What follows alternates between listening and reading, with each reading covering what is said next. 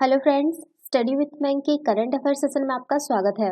ये current affair SSC, banking, railway, state PCS, CDS, CAPF, NDA और other competitive exam आदि में सहायक होंगे।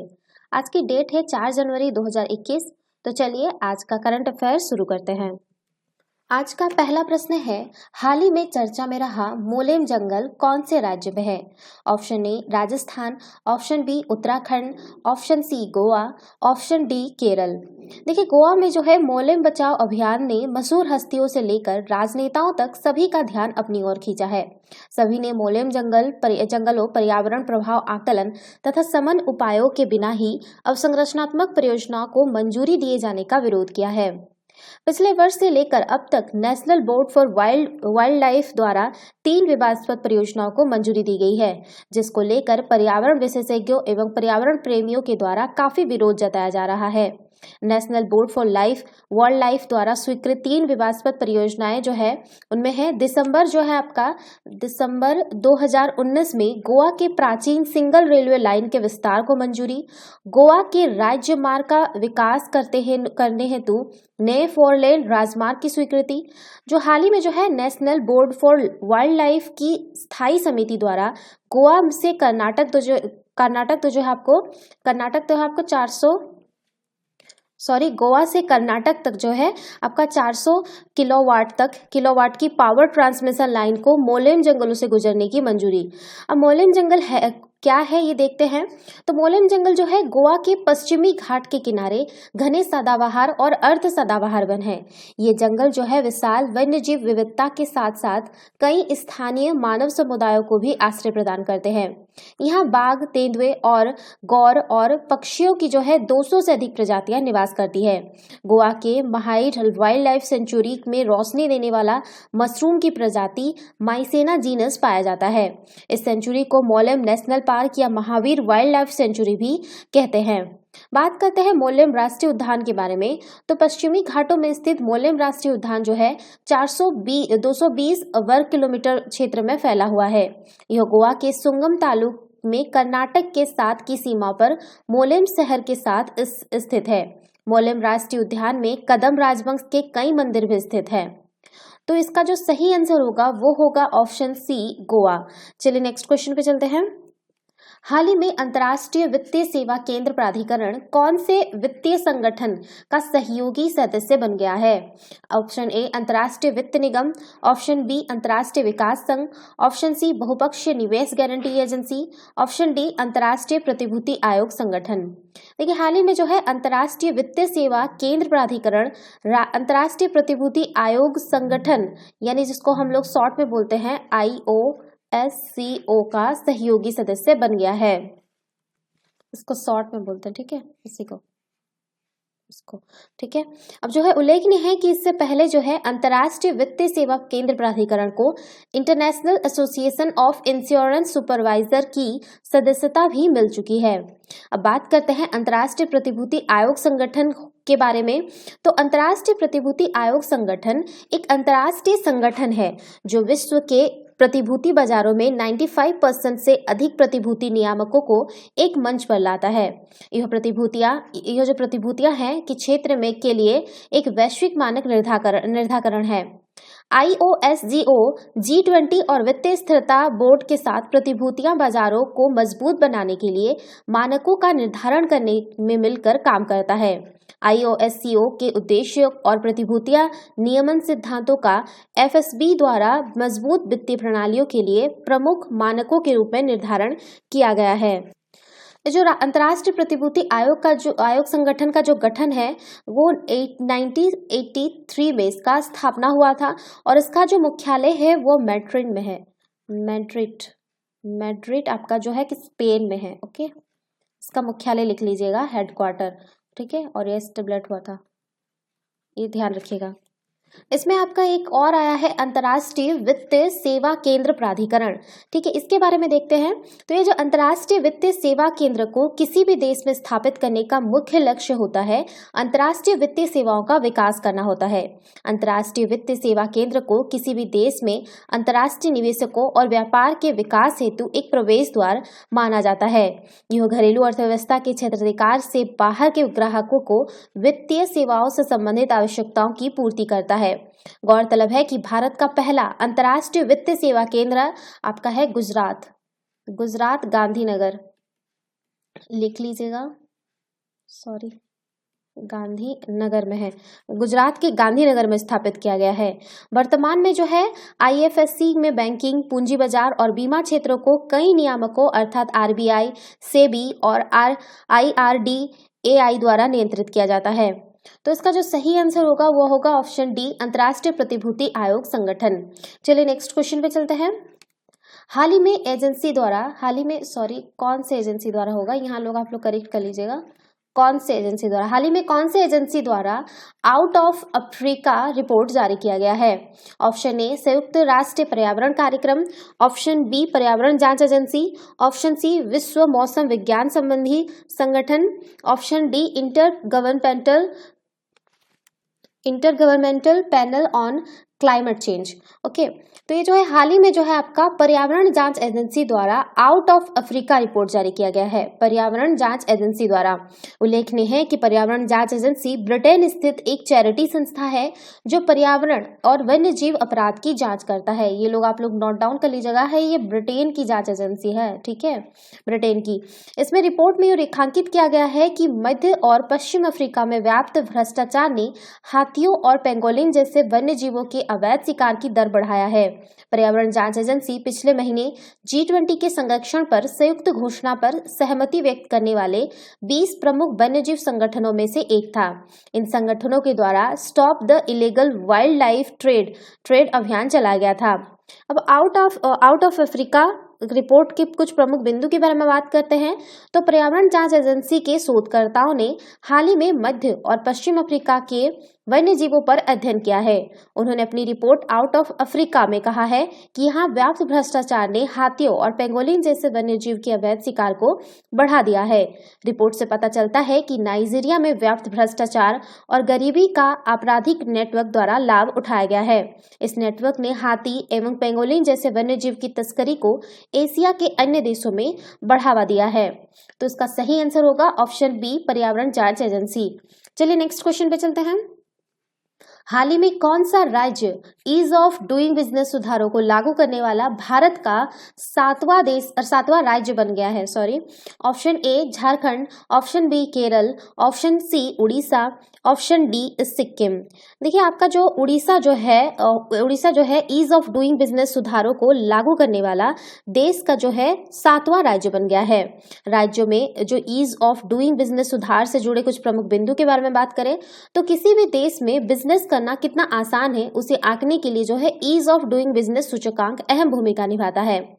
ईज ऑफ डूइंग बिजनेस आसान होने से राज्य की अर्थव्यवस्था को भी रफ्तार मिलती है। इसी को देखते हुए आपका जो मई 2020 में भारत सरकार ने यह फैसला किया था कि राज्य ईज ऑफ डूइंग बिजनेस की दिशा में अच्छा काम करेंगे, उन्हें अतिरिक्त पूंजी जुटाने की सुविधा मिलेगी। इसके लिए राज्यों को यह प्रमुख कदम उठाने होंगे, जैसे जिले स्तर पर बिजनेस रिफॉर्म एक्शन प्लान का पहला आकलन पूरा करना, विभिन्न कानूनों के तहत मिले पंजीकरण प्रमाण पत्र मंजूरी, लाइसेंस की नवीकरण के लिए दस्तावेजों की मांग को खत्म करना, केंद्रीय औचक जांच व्यवस्था का कंप्यूटरीकरण करना, कानून के तहत इंस्पेक्टर की जांच का काम केंद्रीकृत तरीके से किया जाना, इंस्पेक्टर को लगातार दूसरे साल एक ही इकाई की जांच से दूर रखना, साथ ही जांच से पहले बिजनेसमैन को जांच की सूचना देना और जांच रिपोर्ट को अनिवार्य रूप से 48 घंटे के अंदर अपलोड करना है। उड़ीसा देश का 7वां राज्य बन गया है जिसने भारत के वित्त मंत्रालय के व्यय विभाग द्वारा बनाए गए ईज ऑफ डूइंग बिजनेस सुधारों को पूरी तरह से लागू कर दिया है।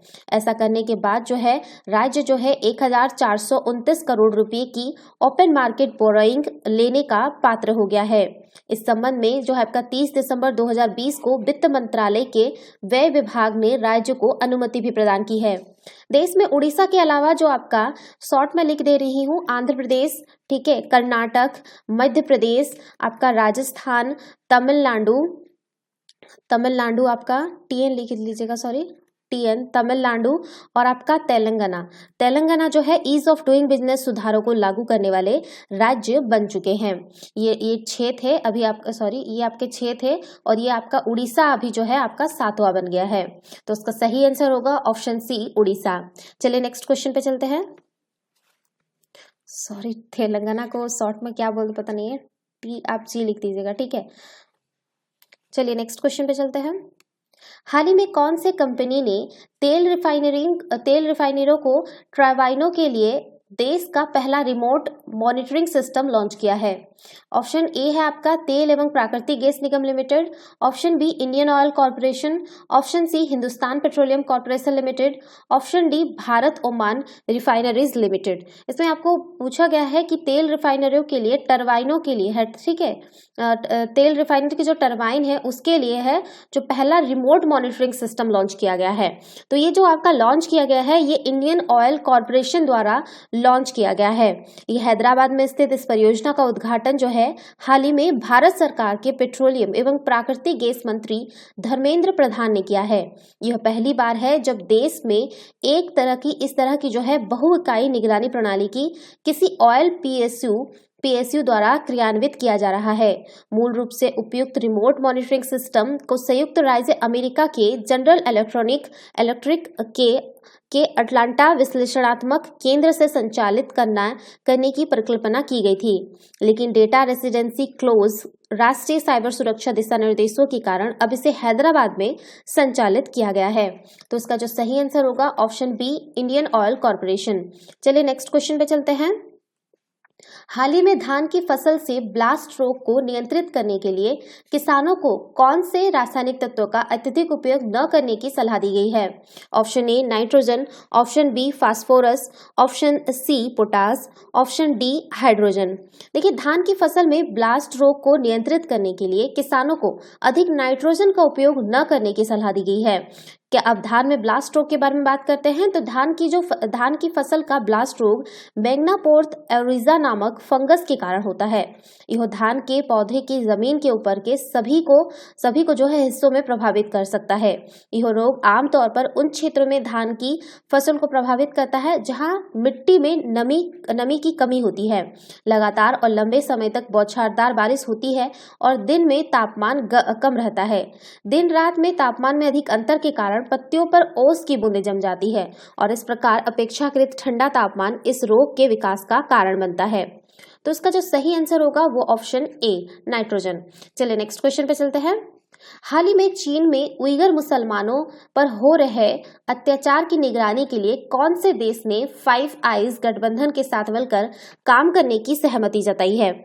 Option A Singapore, option B Malaysia, option C Saudi Arab, option D Japan.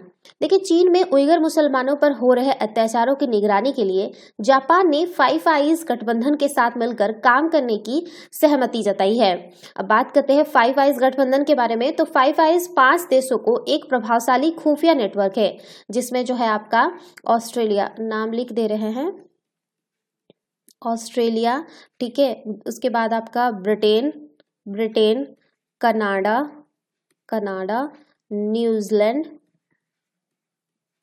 New Zealand और आपका अमेरिका शामिल है। फाइव आइज में इन 5 देशों के बीच गहरे ऐतिहासिक और सांस्कृतिक संबंध है। इसके साथ इन देशों में बोली जाने वाली साझी अंग्रेजी भाषा भी इन 5 देशों के साथ लाती है।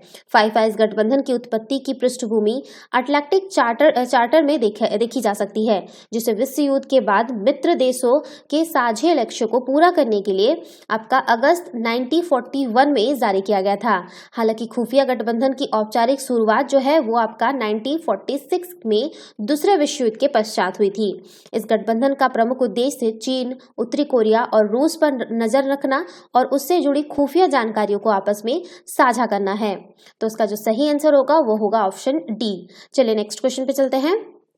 हाल ही में प्रधानमंत्री नरेंद्र मोदी द्वारा कितने राज्यों में वैश्विक आवासीय प्रौद्योगिकी चुनौती या global housing technology challenge India के तहत क्लाइमेट हाउस प्रोजेक्ट की आधारशिला रखी जाएगी? Option A 6, option A 10, option B 6, option C 3, option D 7। देखिए, हाल ही में जो है आपका प्रधानमंत्री नरेंद्र मोदी द्वारा 6 राज्यों में 6 स्थानों पर केंद्रीय वैश्विक आवासीय प्रौद्योगिकी चुनौती यानी global housing technology challenge India के तहत लाइट हाउस प्रोजेक्ट्स का आधारशिला रखी जाएगी। अब लाइट हाउस प्रोजेक्ट है क्या? तो लाइट हाउस प्रोजेक्ट आवास निर्माण के क्षेत्र में अत्याधुनिक तकनीकों को अपनाने के लिए एक समग्र परिवेश तैयार करने की परिकल्पना है। लाइट हाउस प्रोजेक्ट का निर्माण आपका लिख दे रहे हैं, ठीक है, लिख लीजिएगा। शहरों के नाम, राज्य पता होगा उनके, इंदौर, राजकोट, इंदौर कहाँ पे है? मध्य प्रदेश, राजकोट आपका गुजरात, चेन्नई आपका तमिलनाडु में, और रांची झारखंड, उसके बाद आपका अगरतला त्रिपुरा में। ओके, ये जो है ये 5 हुए, और आपका एक और है लखनऊ यूपी उत्तर प्रदेश में।